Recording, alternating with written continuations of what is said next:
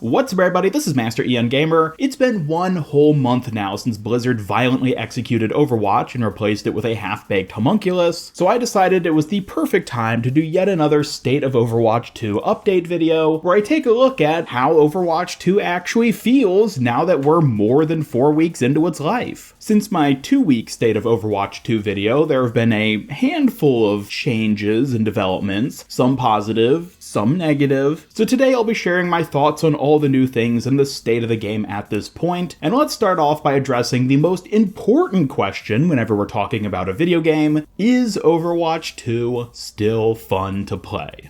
Well, despite Activision Blizzard's best efforts, it seems the Overwatch 2 devs have in fact developed a fantastically fun experience that I personally am still having a blast playing 1 month into its existence. Perhaps that's not surprising coming from someone who's regularly played the original Overwatch since it launched well over 6 years ago, but I am still having a ton of fun playing the sequel. At its core, Overwatch 2 is still Overwatch 1, which is a good game at its core, so needless to say, yeah, there's a lot of fun to be had in it, and the gameplay loop and the mechanics of it are all so exhilarating that I'm still definitely having fun and playing it on a pretty much daily basis. However, there are some issues with it, mainly a lot of the same issues I talked about in my 2 weeks State of Overwatch video, and when it comes to the gameplay specifically, I think the biggest thing holding it back at the moment is still the limited number of maps available. As I talked about previously, Blizzard, for whatever reason, decided to implement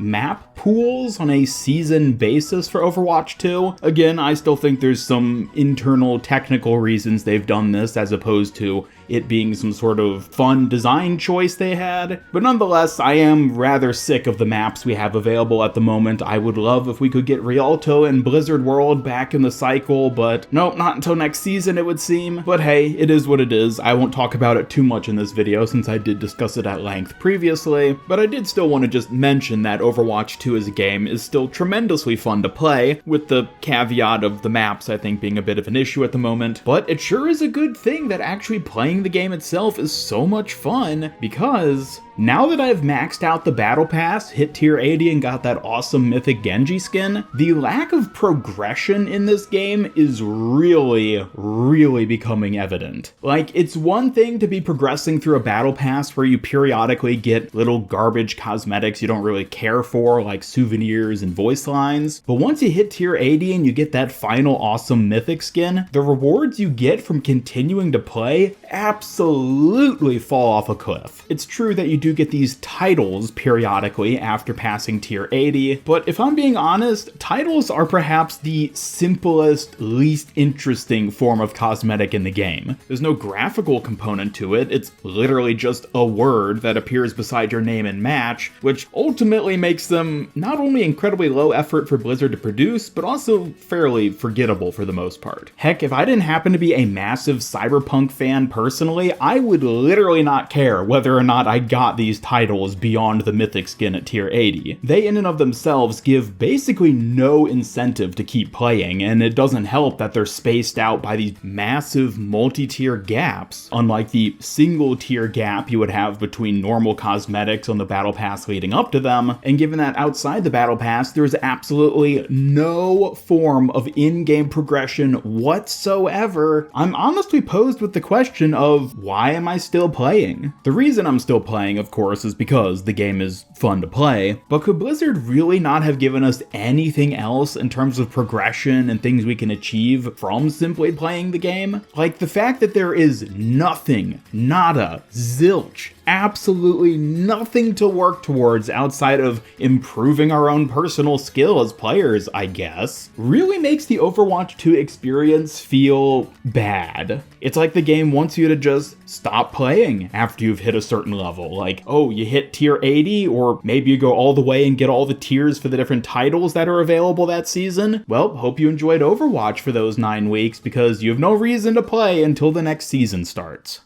If anything ends up killing Overwatch 2, I really think at this point that it is going to end up being this progression element, because even if the game is fun to play, it only helps to have good, engaging, consistent progression rewards on top of the fun gameplay. In Overwatch 1, you always at least had that little reward of getting a loot box every time you leveled up, which more than likely would contain a bunch of white and blue duplicates, but even then, even those duplicates would give you a few credits that would add up towards letting you purchase a new legendary skin the next time one released. So even if the rewards you got were incredibly granular, there was still something there to strive for, and the knowledge that your little achievement of getting a loot box at every level was ultimately adding up to something greater. In Overwatch 2, that element simply does not exist. Nothing I achieve from leveling up past the final tier that gives you a title will give you anything towards unlocking a future skin, making your way through a future battle pass, getting any sort of cosmetic or any kind of reward whatsoever in-game. All that progress is just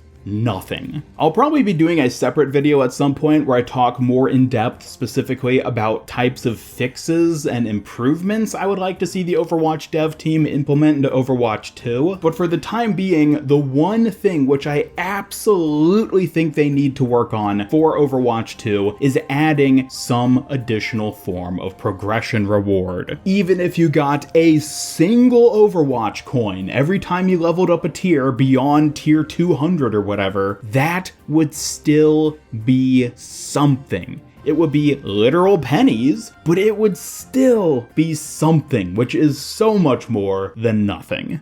Speaking of nothing though, let's talk about some other issues that have been popping up again in Overwatch 2. Once again, these are issues which I touched on in my previous State of Overwatch 2 video, but the fact that they're still blatantly present makes me feel that I do need to address them again, which is of course the painfully slow rate at which patches and fixes are actually implemented into Overwatch 2. As I'm sure many of you already saw, Mei just recently got the Bastion treatment, meaning she was Thanos snapped from the game and won't be back for 2 whole weeks. 2 weeks. One of the core heroes of Overwatch is simply gone. You can't play her in any game mode, you can't even look at her in the hero gallery. She simply does not exist anymore, all because of, admittedly, a game-breaking bug, which, I understand why they took her out of the game, it makes sense, they needed to fix the bug without having it interrupt game balance and stuff like that. But the fact that it's going to take 2 whole weeks for her to come back is what really, really pains me. And on a similar note, Blizzard did finally acknowledge the upcoming balance changes for the game and the various heroes, specifically targeting some of the more problematic heroes like Genji and Zarya, but once again, this balance patch won't be coming out until November 15th. Why does it take so long to implement these balance changes and these fixes for heroes and anything for this game? Like, I get it, the technical side of the game can get pretty complicated and it might take a bit of time to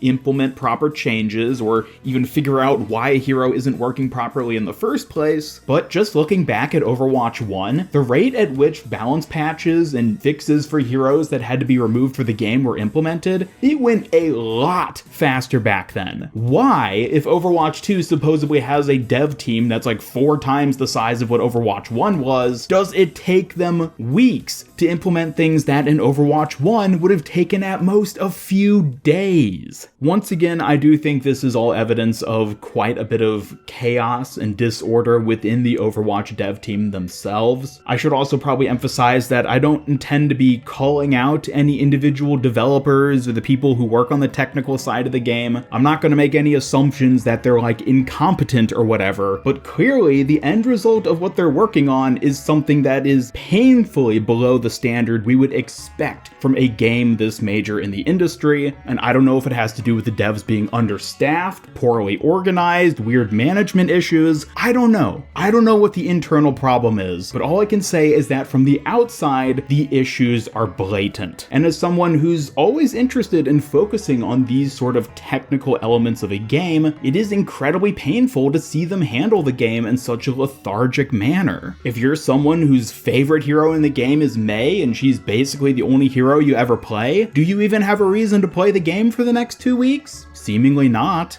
Will you maybe go off and find a different game to play during those 2 weeks? Quite possibly.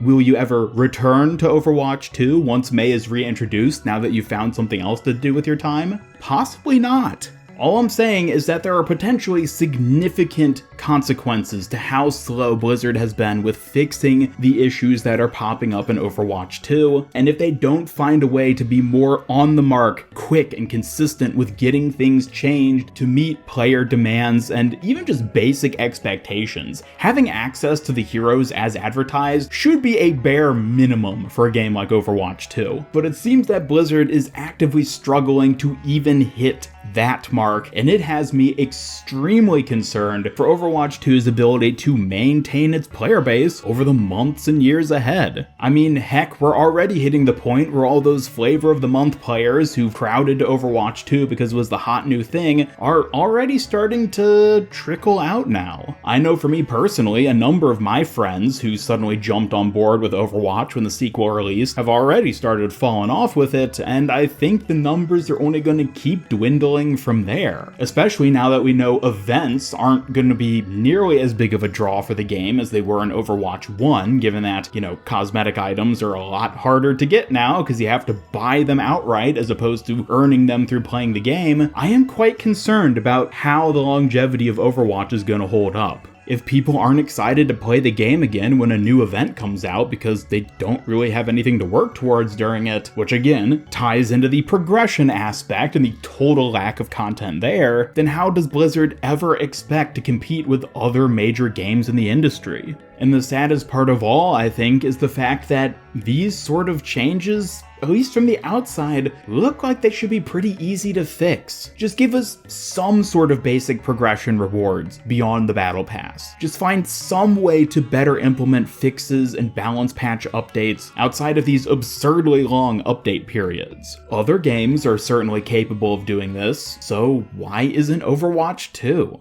I will mention, though, before I wrap up this video, one good change which has come to Overwatch 2, specifically with the cosmetics and the shop and all that, which is that Blizzard has suddenly decided to allow us to purchase individual items that were previously only available as part of bundles. For example, the Kiriko Witch Skin bundle, which originally came with the skin, highlight intro, and some other stuff, each of those elements can now be purchased individually at the full price for each of those respective cosmetics within the hero gallery itself. Now, I may be many things, but a fool is not one of them. I can pretty clearly see that this was almost certainly a swift response to the potential legal issues this whole bundle system may have ended up introducing, but at the end of the day, I appreciate that we as players now have the option to buy things more individually without needing to spend $20 or $30 just to get a voice line we happen to like. Sure, the individual price of the voice line is still ludicrously expensive, but hey, at least it's not as bad. We as players have gained more control over what we actually purchase individually in the Overwatch 2 shop, and that is most certainly a good thing. So I will commend Blizzard, even if they only did it because they were probably legally forced to, for letting us have that option. It may be a small step forward and only one of many improvements this game desperately needs at this point, but it's a step forward nonetheless.